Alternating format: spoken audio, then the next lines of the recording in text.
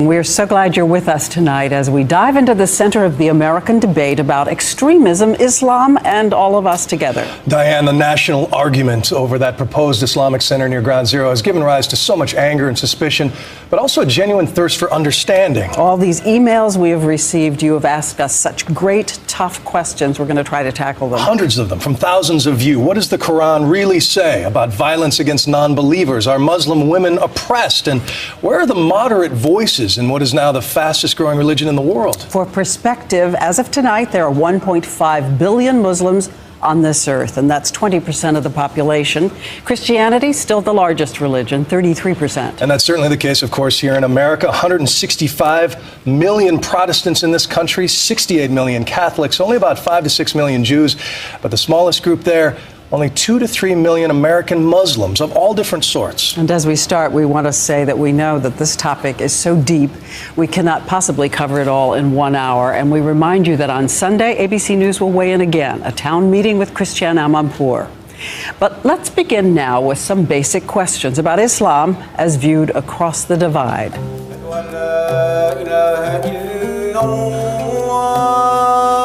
Americans disturbed by Islam. I think it's a fanatic religion. The main mission of them is to convert everybody to Islam, but I don't really know that much about it. American Muslims giving an answer. Get to know us. We're just like everybody else. Being a Muslim in America, in my opinion, doesn't make me any different than anyone else. I grew up in the United States. I've never, lived anywhere else. I don't know what other identity I could have. 110% American.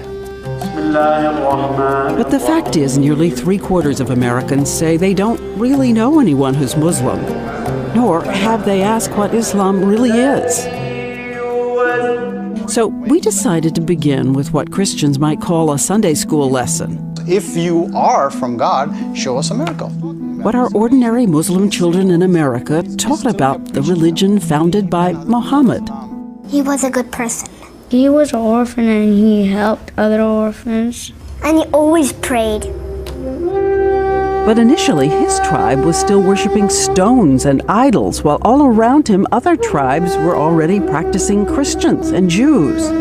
And then in the year 610, Muhammad was meditating in a cave when he says he had a revelation. One God. The idea of an angel speaking to you is a monumental thing. And so he ran to his wife, Khadija. And she was the first person who converted. She said, I believe in you. And that revelation is in the Quran. The word Quran means recitation or readings.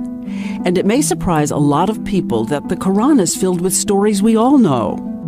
It talks about how the world began, I guess, from Adam and Eve. And that's what Islam is. In the beginning, Adam and Eve. Though in Islam, God created them equally out of dust, not one from the other. And there's also the Mother Mary in the book, who had a mystical conception and gives birth. The trees around her bow low so that she can pick the dates, and the spring opens at her feet.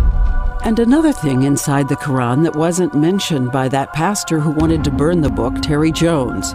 The name exalted over and over in Islam is Jesus. I was told that Jesus is the Messiah, who will come back at the end of time to establish the kingdom of justice and peace. Not Muhammad? Not Muhammad, the Christ, son of Mary.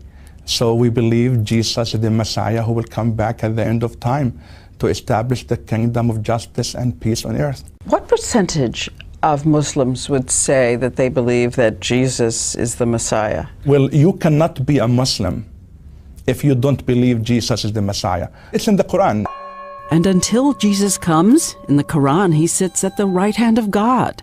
So if you believe Jesus is a Messiah and sits at the right hand of God, what is the thing you believe that is different from Protestant and Catholic Christians? The thing that separates Islam from and Judaism from Christianity is that we don't say that God has a son. Both Jews and Muslims do not attribute a son to God. So in the Quran, Jesus is not the Son of God, nor does he die on the cross, but he is a divine prophet. And also in the Quran, the heart of Islam, Muhammad's 5 pillars, sort of like the 10 Commandments. 5 things that make you a Muslim. First, believe in one God, Allah, and that Muhammad is his messenger. He was like, listen to me, Allah is the real God. And 2, fasting during the month of Ramadan. Don't eat for breakfast and lunch and snack. My parents don't let me fast, so I have to fast when I grow up, like 8. Another one, give to the poor. Charity can also be the physical act of, giving some spare change to a homeless person. It could even be, removing a piece of glass from the road. A 4th, make a pilgrimage to the holy city Mecca, where Muhammad had his first revelation. And by the way, just as a lot of Christians can't always cite all of the 10 Commandments, not every Muslim can remember all 5 pillars. So far, we have 4. See, I'm caught on that last one. A 5th one, pray 5 times a day.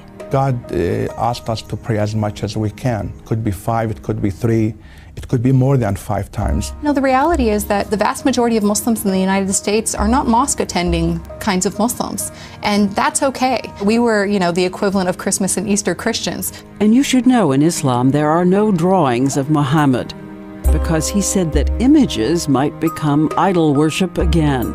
And so Muhammad's religion spread and branched into many different faces, the poetic Sufis, conservative Wahhabis.